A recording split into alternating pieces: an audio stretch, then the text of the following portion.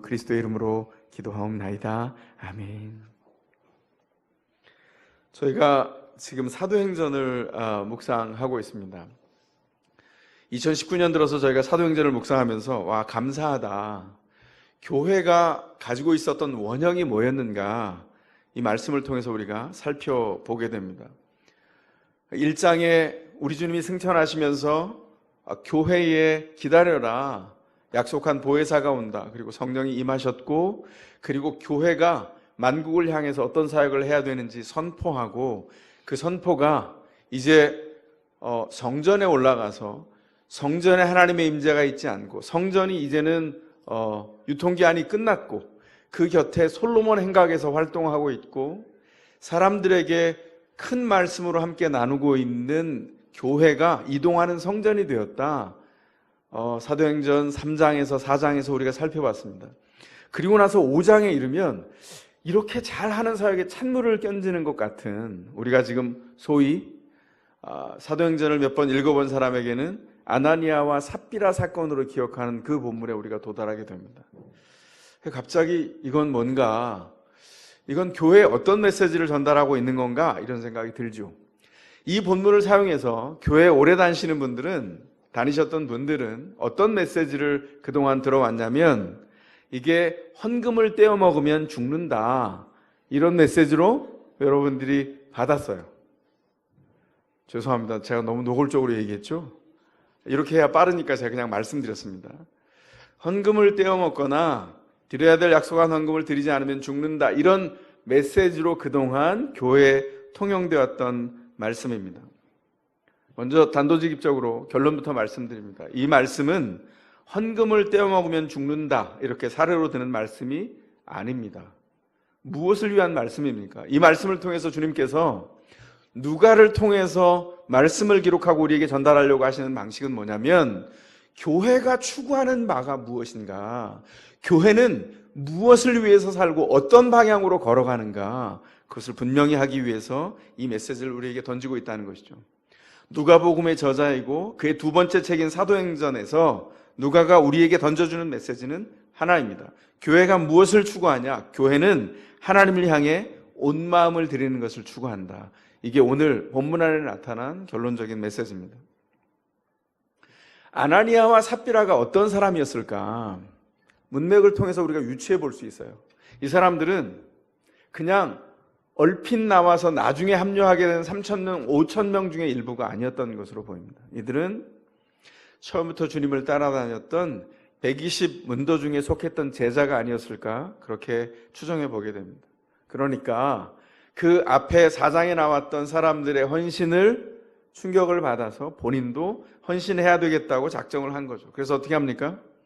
재산을 매각해서 돈의 일부를 남겨두고 나머지를 사도들의 발 앞에 가지고 나와서 헌신합니다. 여긴 지금 잘못된 게 아무것도 없어요. 왜냐하면 오늘 본문의 문맥에 보면 뭐라고 얘기하고 있냐면, 그 당대의 교회가 모든 성도들에게, 혹은 120명에게 적어도 너희들은 무조건 다 팔아서 재산을 내라, 이렇게 말씀하지 않았어요. 지금 베드로와 아나니아의 대화를 통해서 보면 그것은 자유였습니다. 교회를 위해서 누군가가 마음이 자원해서 그게 움직여서 재산을 매각하거나 혹은 있는 것에 유용한 것을 들여서 교회를 통해서 하나님의 복음이 정말 효과적으로 전파되기에 이 재산이, 이 경제가 사용되기를 원한다, 드릴 수 있었다는 것이죠. 그걸 예를 들어서 아나니아와 삽비라처럼 매각을 해서 일부를 떼어놓고 일부를 드려도 상관이 없습니다. 그게 전체 안에서 10분의 1도 상관이 없고 8분의 1도 상관이 없고 5분의 1도 상관이 없어요. 중요한 건 뭐냐면, 약속한 것을, 본인들이 헌신하겠다고 약속한 것을 드렸느냐의 문제라는 거예요. 그게 왜 문제가 되죠? 왜냐하면 누가가 볼 때 교회는 이동하는 성전이기 때문입니다. 우리가 사도행전 2장, 3장을 묵상하면서 지난주에 계속 언급했던 게 있어요. 뭐죠? 성전의 기능은 유통기한이 끝났습니다. 예루살렘 성전은 이제 기능이 없어요. 하나님의 임재가 거기 드러나지 않기 때문입니다. 어디로 옮겨왔어요? 교회로 옮겨왔습니다. 그래서 누가가 뭐라고 얘기하고 있냐면, 교회가 하나님의 성전의 역할을 하고 있다는 거예요. 그렇다면 뭐가 있어야 될까요? 성전에 나아가는 자에 걸맞는 반응이 있어야 된다는 것이죠. 그게 뭡니까? 온 마음을 바치는 겁니다. 아나니아와 삽비라가 문제가 된 건 뭐냐면 판 것의 일부를 바쳤는데 마치 전부를 바친 것처럼 그렇게 이야기하고 사도들에게 말하고 교회에게 그렇게 유포하고 다녔다는 거예요. 왜 그렇게 했을까요? 유추해 볼 수 있습니다. 5장이 시작되기 전에 바로 4장 마지막에 보면 4장 36절 37절에 어떤 기록이 있냐면 키프로스 태생의 레위 사람 요셉이라는 사람이 있었다는 거예요. 레위 지파에 속해 있는 요셉이라고 하는 이름을 가진 사람이 재산의 굉장히 많은 부분을 교회에 드렸던 것으로 보입니다. 그 사람은 그래서 교회가 갑자기 3,000명, 5,000명씩 늘어나서 효과적인 사역을 위해서 복음을 전파하기 위한 재정과 경제의 필요가 있었는데 그 일을 잘 감당할 수 있도록 토대와 헌금을 통해서 그 일을 마련한 헌신을 했어요. 그래서 그가 교회 전체에서 별명이 붙여졌습니다. 그 별명은 이제 사도행전 이후에 보면 요셉이라는 이름은 드러나지 않고 그가 별명으로 불려져요. 그 이름은 바나바죠. 나중에 바울을 추천해서 세웠던 사람, 그 바나바가 이 사람이에요. 바나바는 어떤 뜻이냐면 위로의 아들이다 라는 뜻입니다. 교회가 필요가 있는 그 필요에 그가 교회가 세워지고 하나님이 역사하는 것을 증거하는 위로가 된 사람이었다는 거예요. 그래서 그가 이후에는 위로의 아들 바나바라고 하는 이름으로 불리고 교회 모두의 사람들에게 칭찬을 받고 존경을 받게 됐다는 것이죠. 그렇다면 이걸 생각해야 돼요. 바나바가 존경받으려고 헌신했을까요? 아니요. 그는 헌신하다가 보니까 존경을 받게 된 거예요. 그런데 아나니아와 삽비라는 어떤 생각을 했을까요? 추정컨대 그들은 바나바가 얻었던 명성처럼 그렇게 헌신해서 교회의 중요한 자리에 있고 싶어 했던 것으로 보입니다. 참 이건 심각한 일이죠. 왜냐하면 교회가 무엇을 추구해 가느냐에 걸맞지 않았다는 거예요. 아까 제가 서두에 말씀드린 것처럼 누가는 교회를 이동하는 성전으로 이해했습니다. 여기 하나님의 임재가 이루고 있어요. 그럼 어떻게 해야 된다고요?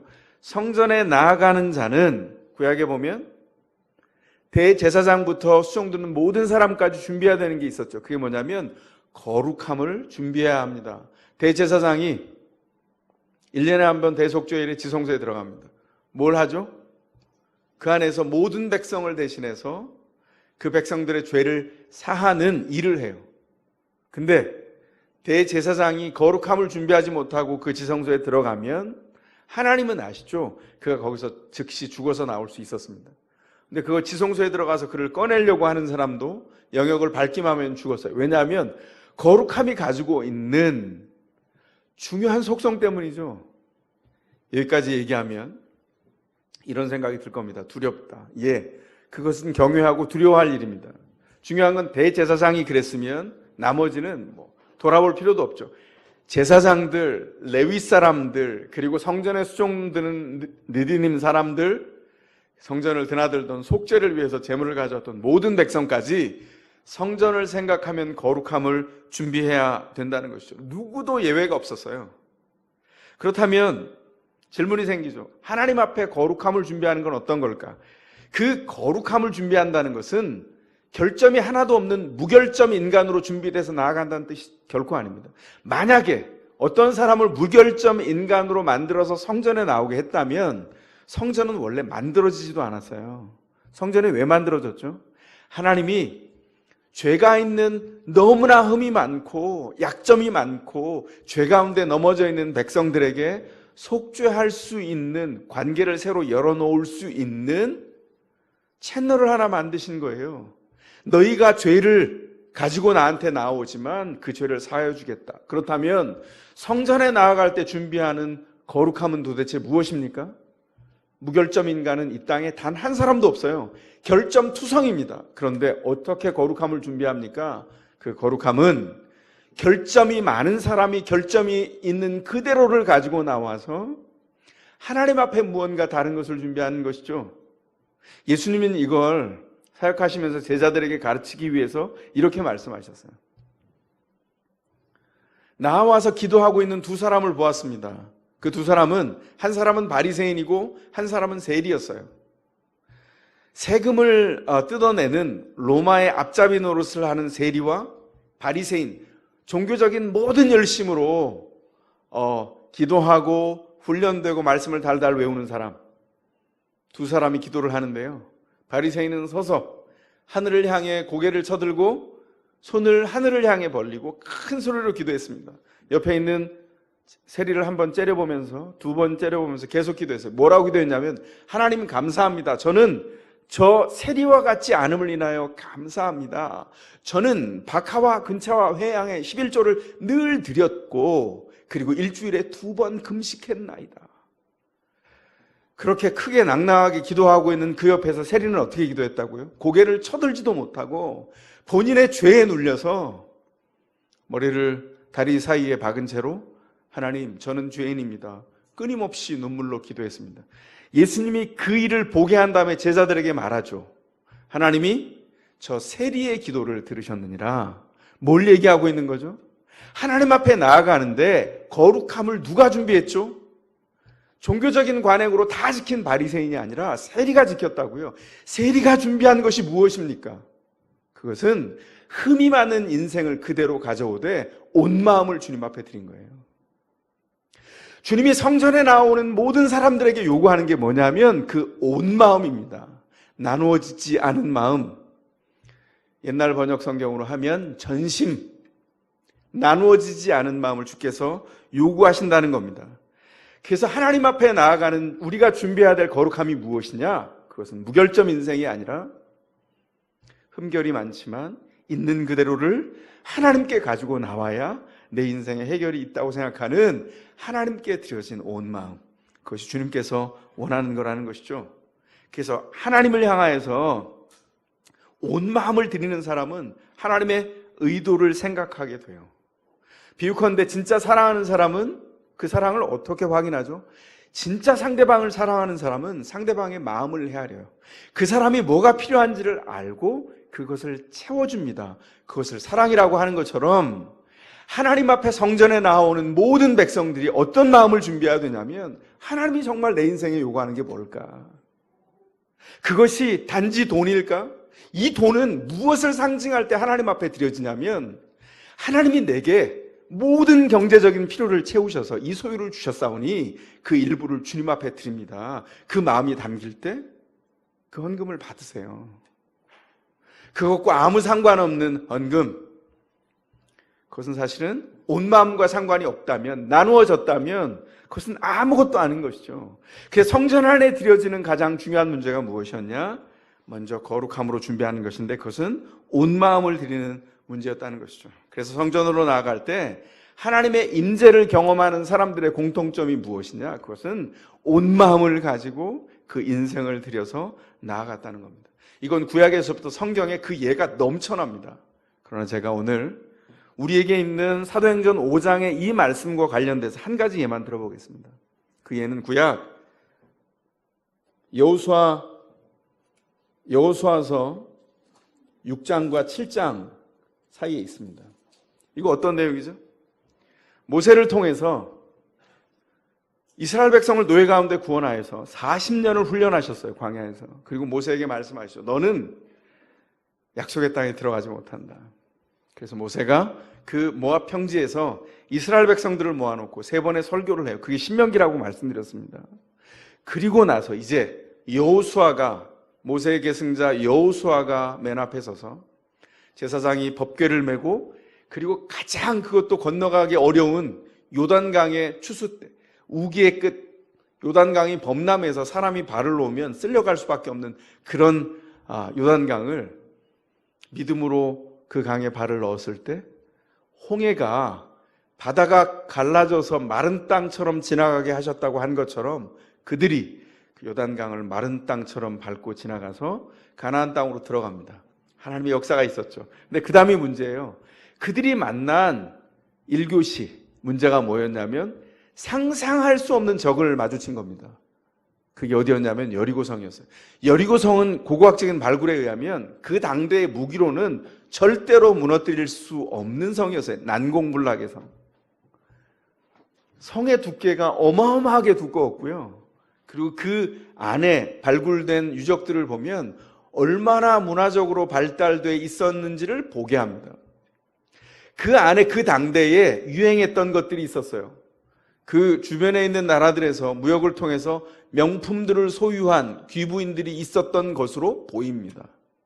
왜냐하면 나중에 다 불태웠지만 누군가가 훔쳐가서 남아있었던 외투를 발견하는데 그 외투가 한 벌이 남았지만 그 한 사람만 누군가가 소유했을까요?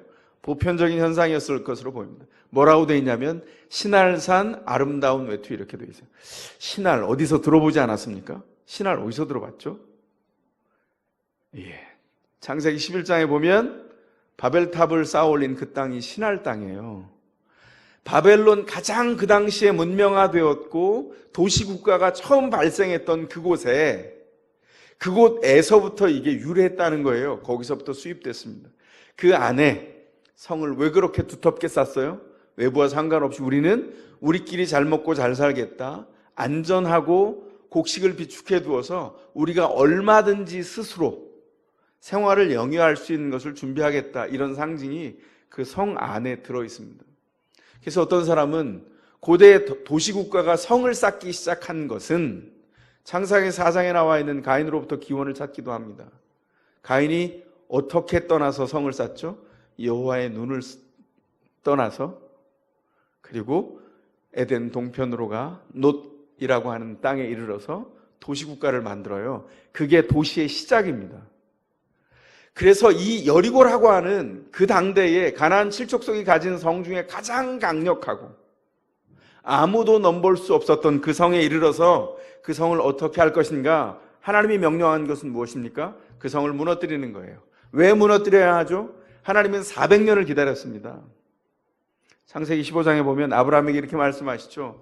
내가 너의 후손을 이집트로 가서 노예로 살게 할 텐데 400년 후에나 나오겠다. 왜냐하면 그때쯤 될 때 수학을 창조하신 하나님이 통계를 해보니까 400년쯤 후에 아무리 설득해도 안 되는 그 사람들이 끝끝내 불의하여서 불의가 목구멍에 차서 도저히 더 이상은 두고 볼 수 없는 하나님이 심판하실 수밖에 없는 그때가 될 것이다 얘기한 거예요.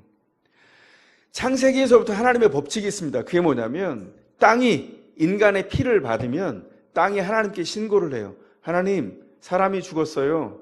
하나님이 기억합니다. 땅에 넣어놓은 메커니즘이에요. 그래서 최초의 살인 사건이 있었던 창세기 4장에서 가인과 아벨, 가인이 아벨을 죽였을 때 아벨의 피가 들판에 흘렸을 때 즉시 가인을 찾아오시죠. 그래서 뭐라고 물어요? 네 동생 어딨니? 그의 피가 비명을 지르고 있다 이렇게 말씀하세요. 땅이 입을 벌려서 비유로 말씀합니다. 땅이 입을 벌려서 비명을 지르고 있다. 이제 가나안의 모든 칠족속의 땅이 비명이 아비규환인 땅으로 바뀌게 되는데 그 시간이 400년이라는 겁니다. 이제 들어가서 그 악한 땅, 그들을 하나님의 정의로운 백성을 통해서 심판하시는 정복전쟁의 첫 장면에 여리고성이 걸리게 되는 겁니다.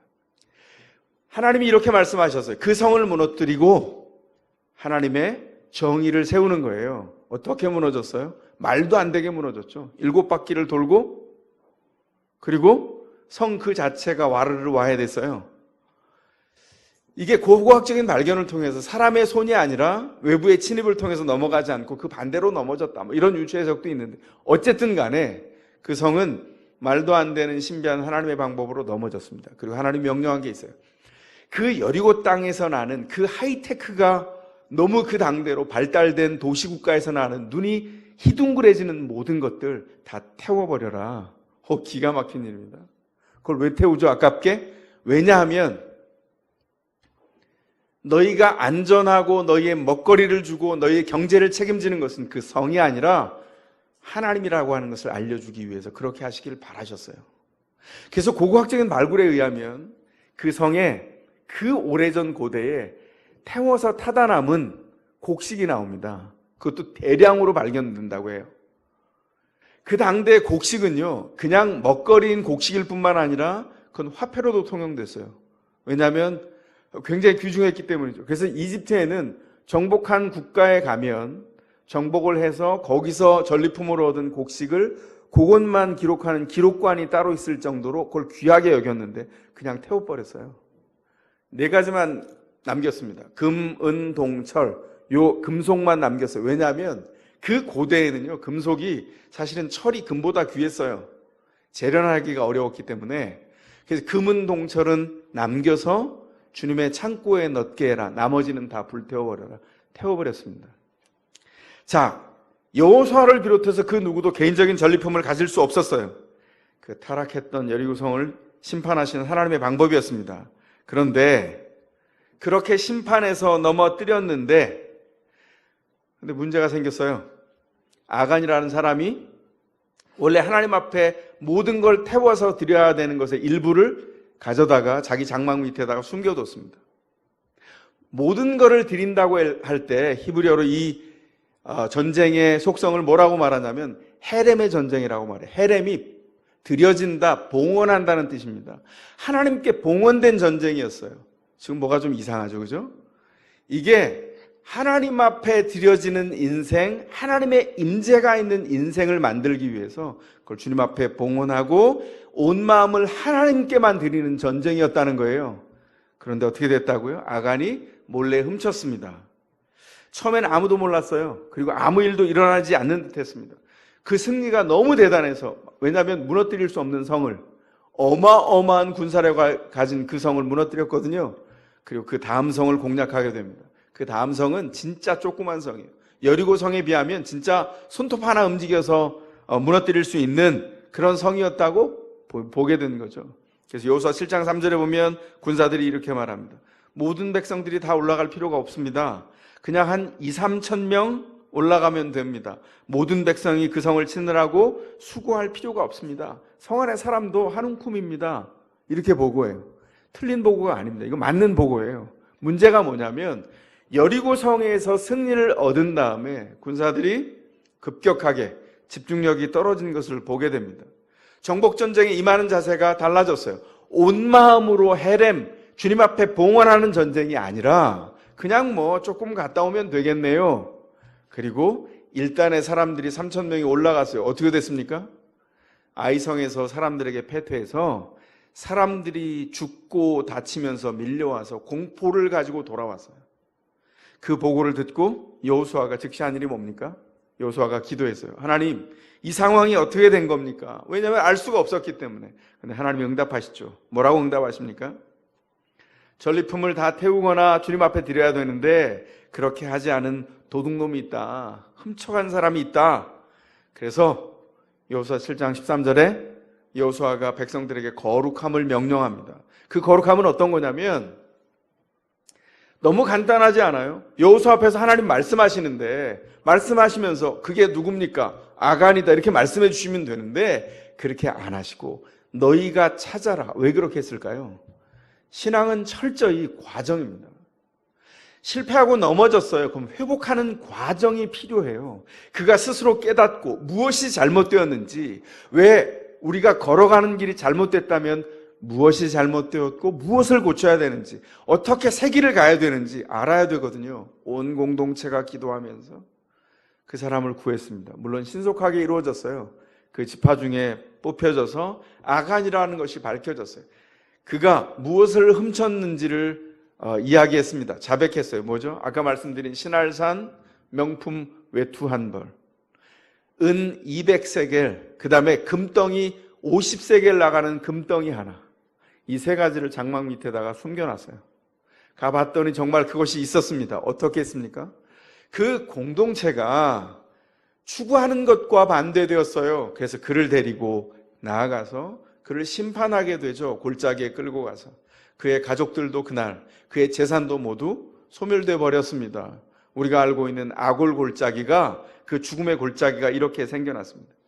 아간의 사건이 우리에게 전달해 주는 바가 무엇입니까? 신자가 거룩을 추구할 것이냐, 온 마음으로 하나님을 따라갈 것이냐, 그에게 주어진 소유를 통해서 안정감을 느끼면서 소유를 빨아먹으면서 그것을 의존해서 사는 삶을 살 것이냐, 그 가치 싸움에서 어느 편에 설 것인지를 분명하게 선택하는 싸움입니다. 명품 외투와 돈을 선택할 것이냐, 아니면 우리가 필요할 때 기도하면 우리도 잘 이해하지 못하는 때에 공급하시는 하나님을 택할 것이냐, 그 가치의 싸움에 놓여 있다는 것이죠. 이걸 결정해야 한다는 것입니다. 신자는 무엇을 결정합니까? 하나님께 온 마음을 드리는 것으로 우리의 대답과 반응을 주님 앞에 드리는 것입니다. 그래서 오늘 보면 1절에 보면 아나니아와 삽비라가 그 값에 얼마를 떼어 놓았다 이렇게 기록하는데, 이 기록이 사실은 요 얼마를 떼어 놓았다라고 하는 동사가 노스피조마이라는 동사인데, 이게 여호수아서 7장에 있는 아간이 얼마를 떼어 놓았다라고 하는 것을 헬라어 성경 70인역 성경에 사용할 때 동사를, 이 동일한 동사를 썼어요. 아간의 범죄와 아나니아와 삽비라의 범죄가 의미상 연결되어 있다고 누가가 본 것입니다. 누가가 당대 사람들이 많이 읽었던 그 헬라 성경을, 70인역 성경을 분명히 읽었을 거라고 보여요. 그리고 그 성경에 나타난 아간의 사건에 쓰였던 그 움직임이 아나니아와 삽비라를 통해서 교회를 훼손했던 이것과 연결점이 있다고 본 것입니다. 문제는 무엇입니까? 아까 말씀드린 대로 이 말씀의 초점이 헌금을 떼어먹었다, 헌금 드리는 것을 내가 드리려고 했는데 깜빡해서 하나님의 심판이 임했다, 이런 걸 전달하려고 하는 게 아니에요. 무엇입니까? 신자의 삶의 핵심이 무엇이냐는 겁니다. 누가는 교회를 뭐라고 정의했냐면 이동하는, 걸어다니는 성전이라고 정의했어요. 하나님 앞에 나아갈 때, 우리 안에 임재하시는 주님 앞에 나아갈 때 우리는 무엇을 준비해야 하냐면 흠결이 많고 단점이 너무나 많아서 넘치고 넘쳐서 단점 투성이고 아무것도 준비되어 있지 않은 것 같지만 온 마음을 들여서 한 걸음을 한 걸음을 주님 앞에 나아가 걷겠다라고 하는 하나님 앞에 반응이 준비되어야 한다는 것입니다. 신자와 교회가 준비할 게 무엇입니까? 바로 온 마음입니다.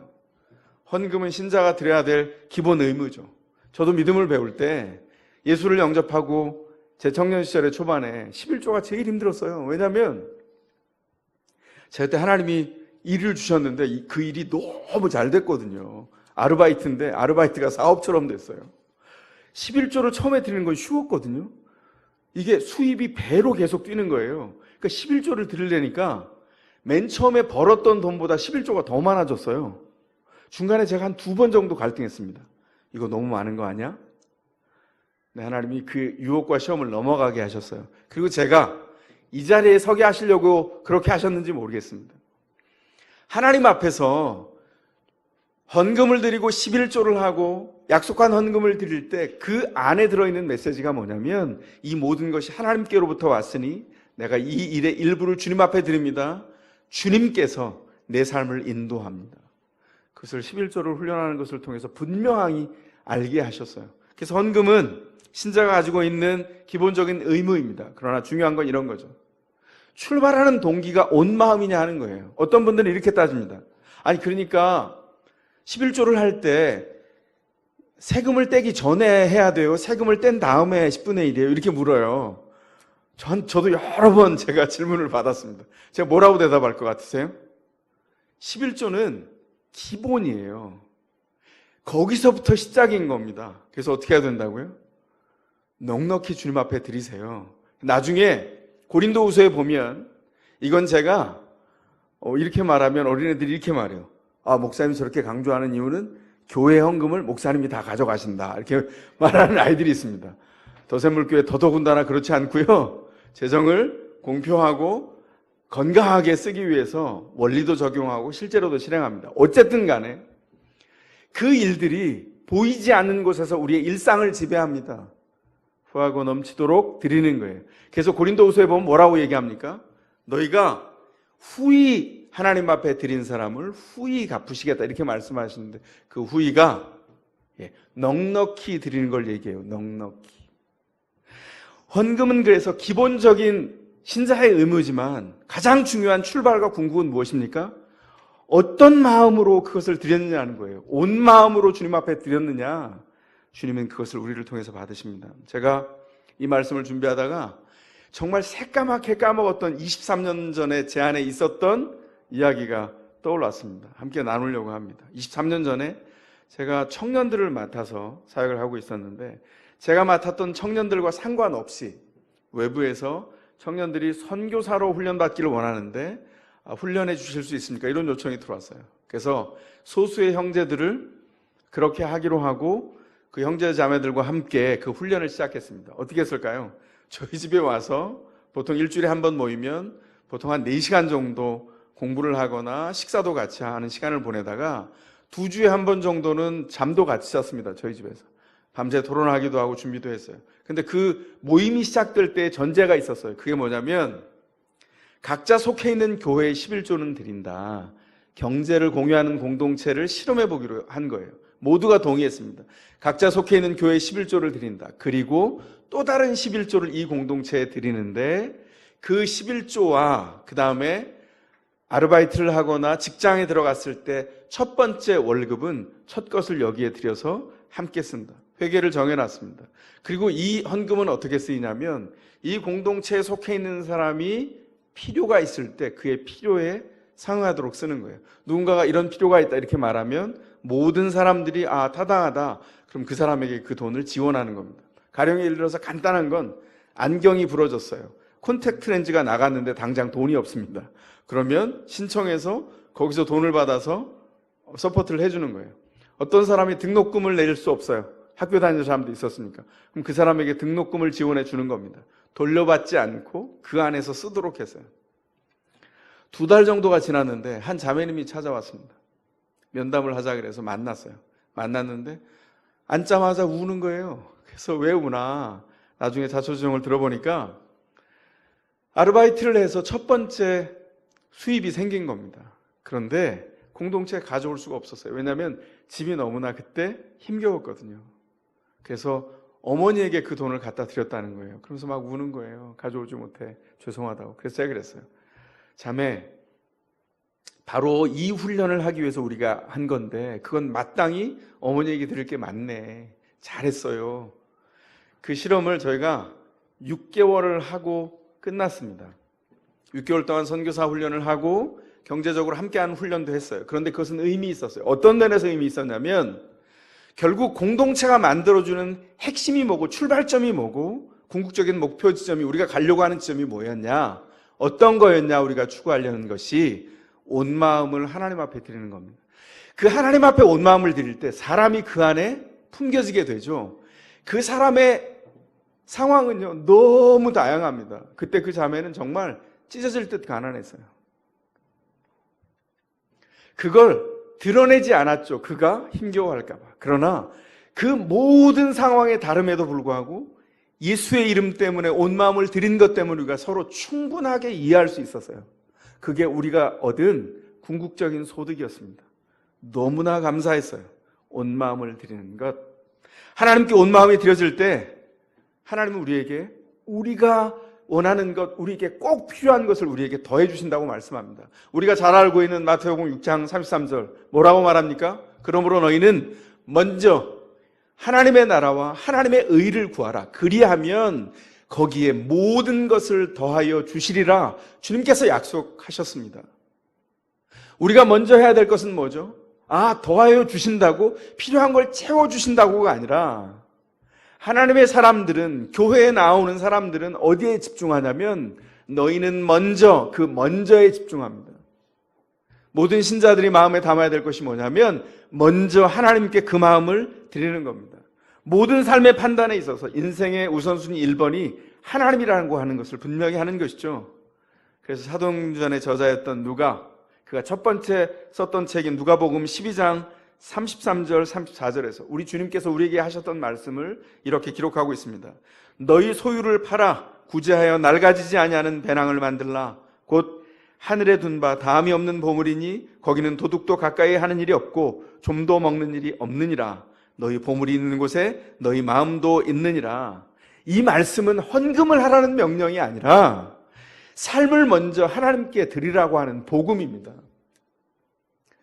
하나님께 온 마음을 드리는 신자의 삶의 반응이 헌금으로 나오는 건 일부에 불과해요.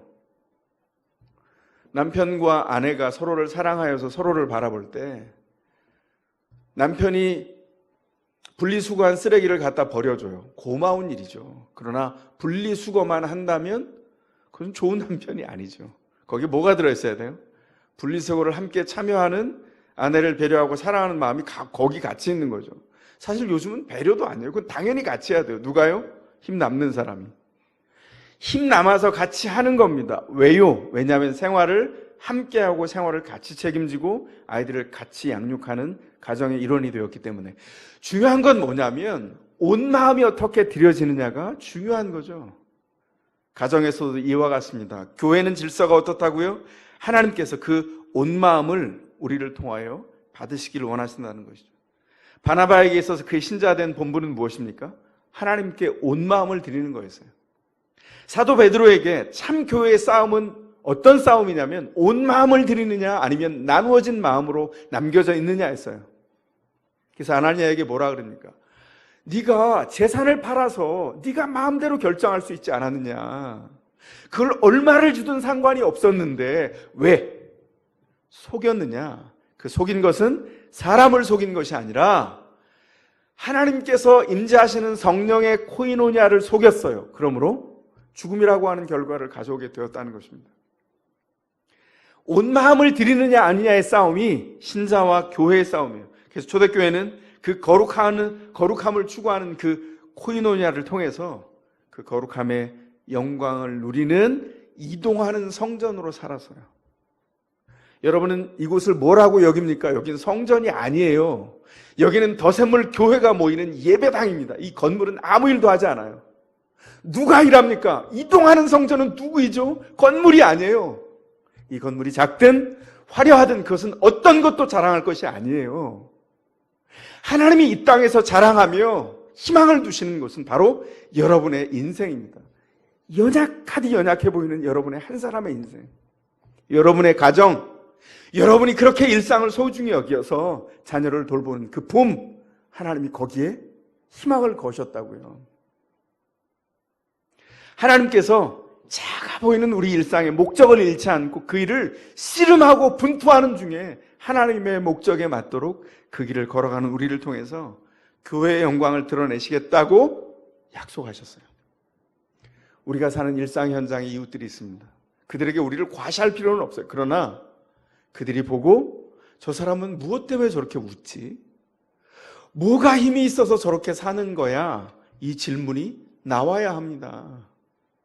우리가 그 힘을 누적하여서 하나님의 살아계심을 우리 인생에 담아내어서 이웃들이 우리를 통해서 세상에서 희망을 보는 일, 그 일이 열매로 우리에게 주어졌으면 좋겠습니다. 이것이 동탄 지역에 세워진 이제 2년차 교회, 이 어린 교회, 더샘물교회에 주신 이 시대의 과제요, 하나님의 사명입니다. 그런데 성경에 나와 있는 아나니아와 삽비라는 신자로서의 출발이 잘못됐습니다. 그 부분은 병들었어요. 신자로서 신앙생활의 목적을 잘못 가져갔기 때문입니다. 신자는 온 마음을 드립니다. 일상에서 모든 판단에서 먼저 하나님을 기억하고 하나님을 구하고 주님 앞에 기도합니다. 신자의 핵심은 온 마음이냐의 문제입니다. 2019년 한 해를 시작하면서 사랑하는 성도 여러분 권면합니다. 이 거룩한 교회의 일원이 되어주십시오. 나는 흠결이 하나도 없다. 너보다 나는 흠결이 없는 깨끗한 인생이야. 이런 거 자랑하지 마십시오. 그는 그렇게 말하는 순간 하나님과 연결이 끊어진 너무나도 흠결이 많은 하나님의 희망을 보지 못하는 존재로 전락할 수밖에 없어요. 거룩한 교회가 되어주십시오. 흠결이 많고 단점이 많아요. 남들보다 비교해도 가진 것이 없고 남들보다 비교해도 내가 내세울 게 없다고 생각하는 세상이 조롱하고 손가락질하는 것에 그 올무에 걸릴 수도 있습니다. 일어나십시오. 그것은 올무입니다. 하나님이 우리에게 말씀합니다. 너는 내가 내 앞에 온 마음을 가지고 나올 때 너의 인생 그대로를 내가 받겠다. 하나님이 그 인생을 통해서 우리 더샘물 교회를 새롭게 하실 겁니다. 2019년 한 해 동안 그 온 마음을 드린 인생의 열매를 가져주십시오. 그것이 옆에 있는 성도들에게 희망이고 위로고 선물입니다. 서로가 서로에게 선물이 되는 더선물 교회가 되기를 축복합니다. 온 마음으로 하나님을 사랑하십시오. 함께 그 길을 포기하지 않고 걸어갑시다. 온 마음으로 하나님의 나라를 구하면서 일상을 걸어가는 축복이 여러분과 여러분의 배우자와 여러분의 자녀들에게, 영적인 자녀들에게, 여러분 개인에게 있기를 주의 이름으로 축원합니다. 이제 그 마음을 붙들고 약속을 의지해서 조용히 가능하신 분들은 일어나시겠습니다.